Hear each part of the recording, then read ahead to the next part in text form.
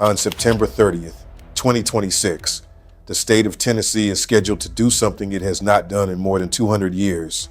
It plans to execute a woman. Her name is Christa Pike, and for nearly 3 decades, she has been the only woman on Tennessee's death row. She was sentenced to die at the age of 20, making her one of the youngest women ever sent to death row in the modern history of the United States. If the execution proceeds as ordered, she will be the first woman put to death in Tennessee in roughly 2 centuries. But to understand why the courts have refused every plea to spare her life, you have to go back 30 years, to a cold January night in Knoxville, to a wooded ravine, and to the body of a 19-year-old girl who had come to Tennessee looking for a fresh start. What investigators found there would become one of the most disturbing murders in the state's history. When they first arrived, they weren't even certain what they were looking at. A pentagram had been carved into the victim's chest, and for a brief moment, there were fears the killing might be tied to some kind of cult. But the truth was, in a way, far more unsettling. The person responsible wasn't part of a cult. She wasn't a serial killer. She was an 18-year-old classmate. Before we go further, if stories like this one matter to you, take a second to like this video and subscribe to the channel. It genuinely helps these detailed case breakdowns reach more people who care about seeing justice remembered. Now let's get into it. To understand how this happened, you first have to understand where it happened. In 1995, the Job Corps Center in Knoxville operated as a federally funded lifeline. The Job Corps program had been created decades earlier to give at-risk young people a second chance. If you had dropped out of high school, come from poverty, or picked up a minor juvenile record, Job Corps offered a path forward. The government provided dormitories, meals, and a small stipend. In return, students worked toward their GEDs and trained in vocational trades, everything from carpentry to culinary arts to office administration. It was designed to pull teenagers off the streets and turn them into employable adults. During the day, the campus looked something like a strict boarding school. There were schedules, structure, and supervision. But beneath that surface, the environment could be volatile. The program deliberately brought in troubled teenagers from across the country and placed them together in close quarters. Many of them carried heavy childhood trauma and unresolved behavioral problems.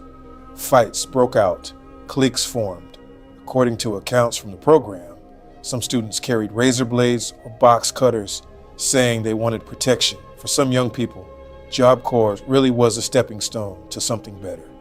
For others, it simply became a new place to continue old patterns. Colleen Slemmer wanted the better life. She was 19 years old, originally from Orange Park, Florida. Growing up, Colleen had faced real challenges. She had been enrolled in special education classes and struggled to find her footing after high school. Her mother, May Martinez, saw Job Corps as a solution, a place where the structure might finally give her daughter the stability she had never quite had. So Colleen packed her bags, boarded a bus, and moved to Tennessee. She chose to study computer programming. She wanted a steady job, a steady paycheck, and a chance to make her family proud. Those who knew her described her the same way, again and again. She was quiet. She was trusting. She didn't go looking for conflict, and she tended to back down when confronted. She was a teenager trying to navigate a complicated social world, and that tragically made her a target. Christa Pike arrived at the Knoxville Job Corps carrying a very different history. She was born in 1976 in Beckley, West Virginia, and her early years were defined by instability. Court records describe a childhood marked by neglect, poverty, and exposure to substance abuse. According to those records, she was born to a mother who drank during the pregnancy, something her defense would later argue caused lasting damage to the part of the brain that regulates impulse and behavior. She endured abuse throughout her childhood, attempted suicide more than once, and by her early teens was already dependent on alcohol and marijuana. She had cycled through schools, spent time in a juvenile facility, and eventually was steered toward Job Corps to earn her GED court filings note she had once hoped to train as a nursing assistant.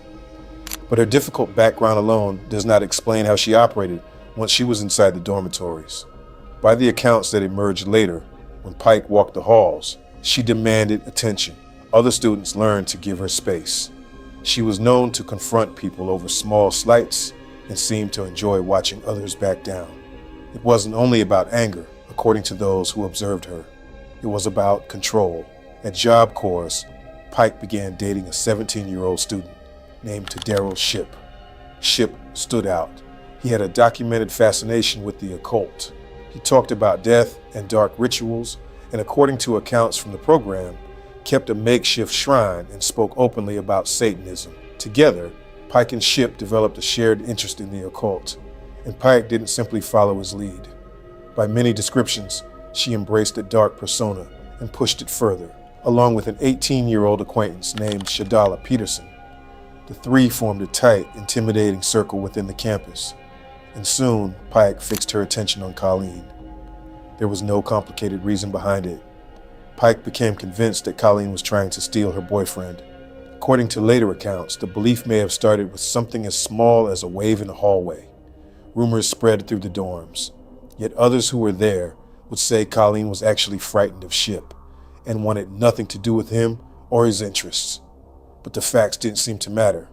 In Pike's mind, Colleen was a threat, both to her relationship and to her sense of authority. The harassment started small: name-calling, rumors, whispered threats. Colleen didn't fight back. She kept her head down and hoped it would fade if she simply ignored it. According to reporting on the case, she eventually reported the harassment to school officials, who looked into it and warned Pike that further complaints could get her expelled. Pike, for her part, reportedly played the role of the misunderstood student, denying the accusations and promising to smooth things over. But behind that performance, the hostility only grew. Pike didn't just want to frighten Colleen anymore. And according to court testimony, she began speaking openly to Shipp and Peterson about wanting to hurt her, even to kill her. Neither of them reported those threats. Neither warned Colleen. Instead, a plan took shape. Pike understood that a direct confrontation inside the dormitories wouldn't work. There were cameras, staff, and too many witnesses. She needed to get Colleen away from the campus. So on the evening of January 12th, 1995, Pike approached Colleen with a completely different attitude. Gone was the hostility. She was calm, even friendly. She said she was tired of the drama, that she wanted to put the feud behind them. As a peace offering, she invited Colleen to slip out after curfew and smoke marijuana in the woods nearby. And Colleen, exhausted by months of fear, agreed. She was relieved. She believed the worst was finally over, that she could go back to focusing on her studies without looking over her shoulder. That night, temperatures in Knoxville dropped toward freezing. Colleen put on her winter coat and left with Pike, Shipp, and Peterson. According to court records, the group signed out of the dormitory together and walked off the property, heading toward the University of Tennessee's agricultural area, near an old, abandoned steam plant. They kept walking until they reached a secluded, wooded spot. It was dark and completely isolated. Colleen believed they were simply stopping to smoke. She had no idea she had walked into a trap. The moment they were out of sight, everything changed. There was no truce. According to court testimony, Pike and Shipp turned on Colleen and began beating her. When she tried to flee, scrambling to escape, she was pulled back. Prosecutors would later describe an assault that stretched on for roughly half an hour. Pike had a box cutter and a meat cleaver, said to have been taken from the campus kitchen. Colleen was slashed and cut. Shipp, acting on his obsession with the occult, carved a pentagram into her body. Peterson, according to the case against her, acted as a lookout, watching to make sure no one interrupted. Court records describe how Colleen begged them to stop and pleaded for her life. She was ignored. In the end, prosecutors said Pike struck her in the head with a large piece of asphalt, delivering what was believed to be the fatal blow. Then came the detail that would follow this case for the rest of its history. Pike kept a fragment of Colleen's skull, and rather than hide what had happened, she carried it back to campus. Most people who commit a crime like this try to bury it, to disappear into silence. Christa Pike did the opposite. The next morning, life at the center resumed as usual. Instructors took attendance. Colleen was marked absent, but according to court records, Pike showed the skull fragment to other students and bragged about what she had done, describing the attack in detail. She seemed to believe that fear alone would keep everyone quiet. She was wrong. Within 36 hours of the murder, the Knoxville Police Department received information pointing directly at the people responsible. There was another problem for Pike as well. The dormitory sign-out log showed that 4 people had left together that night, and only 3 had returned. Detectives went straight to the Job Corps campus and brought Pike, Shipp, and Peterson in for questioning.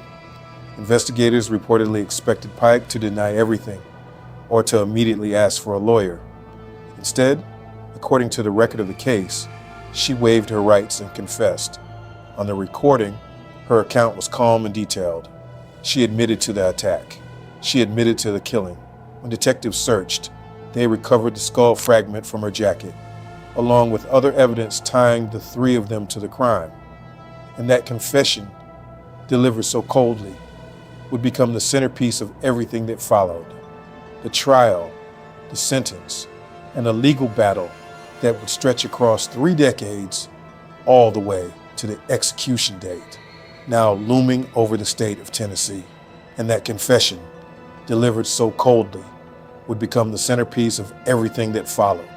It would anchor the trial, it would shape the sentence, and it would fuel a legal battle that has stretched across 3 decades, all the way to the execution date, now looming over the state of Tennessee. When detectives finally asked Christa Pike why she had done it, her answer was chillingly simple. She said Colleen had been acting tough, and she wanted to prove she was tougher. According to the investigators in the room, she never once asked about Colleen's family. She never asked whether the girl she had left in those woods might somehow have survived. Her attention, from beginning to end, stayed fixed on herself. Armed with her confession, police moved quickly to build a case that would leave no room for doubt. They executed search warrants at the dormitories, and what they recovered was damning. Blood-stained clothing, the meat cleaver, the box cutter, and taken directly from Pike's own pocket, the fragment of Colleen Slemmer's skull she had chosen to keep. All 3 teenagers, Pike, Tedderell Shipp, and Shadala Peterson, were arrested and charged with first-degree murder. The sheer brutality of the crime stunned the city of Knoxville.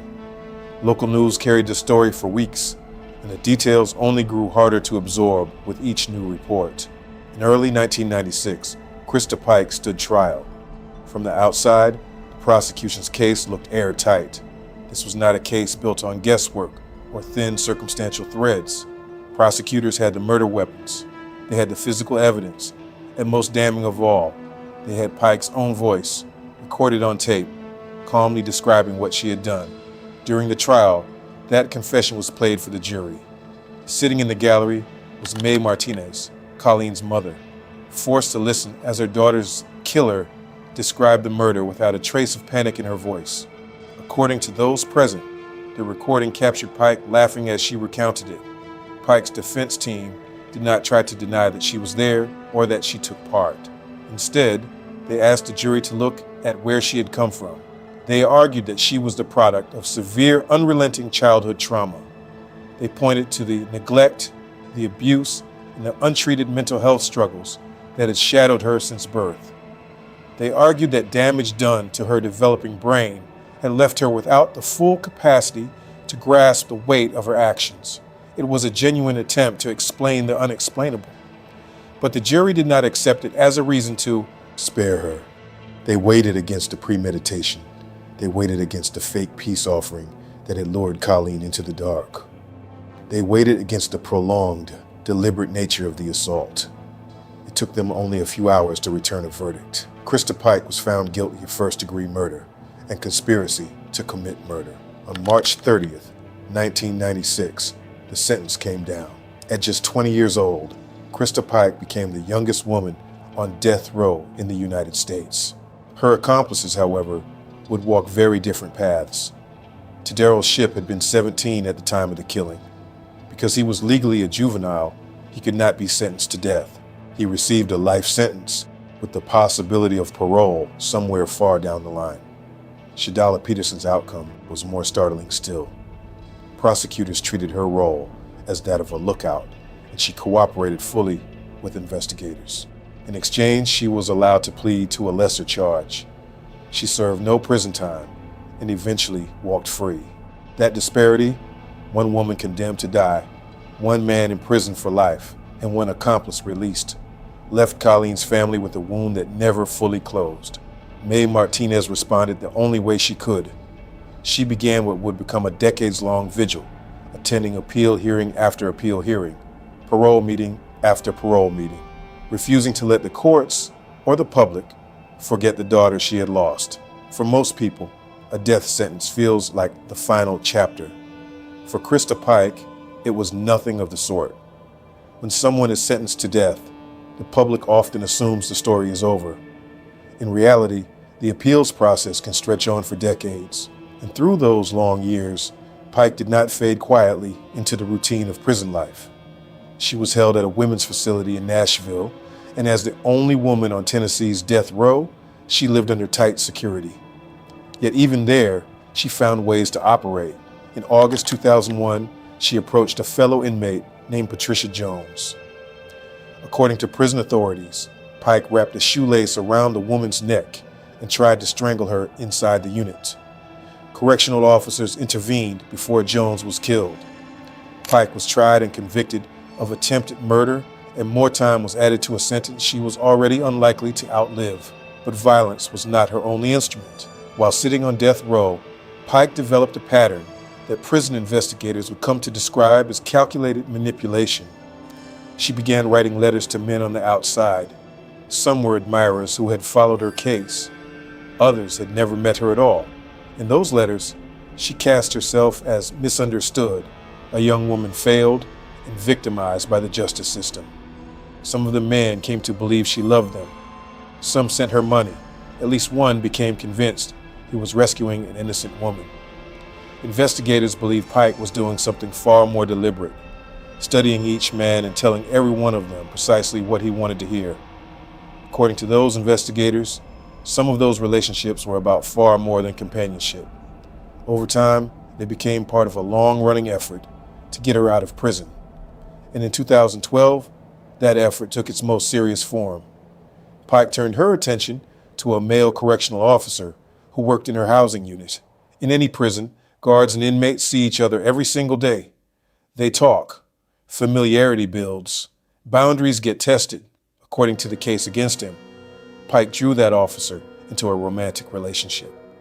They passed notes and spoke in the moments other guards weren't watching. And over time, she persuaded him to consider helping her get past the facility's secured doors. But an escape from inside required someone on the outside. Through a web of correspondence, Pike connected with a man from out of state, and using a contraband cell phone smuggled into her cell, she began coordinating a plan. According to investigators, the roles were carefully divided. The outside man was to travel to Tennessee, obtain a vehicle, and acquire weapons. The officer was to help her slip past the security doors during a scheduled shift. And once she was beyond the walls, a driver would be waiting to carry her away. The scheme developed over months. Money changed hands. Details about guard rotations and security routines were shared. What Pike did not know was that the plan had already begun to unravel. The Tennessee Bureau of Investigation intercepted the communications. Agents monitored the money transfers, tracked the movements of her outside contact, and listened as the plot took shape. They let it develop just far enough to secure indictments, and then they moved in before anyone could act. The correctional officer was arrested and lost his job.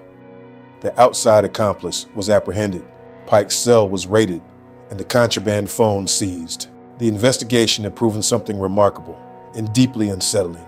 Nearly 2 decades after her conviction, Christa Pike was still actively directing criminal activity from within one of the state's most secure facilities. Because of that continued behavior, prison officials kept her in extreme isolation for years afterward.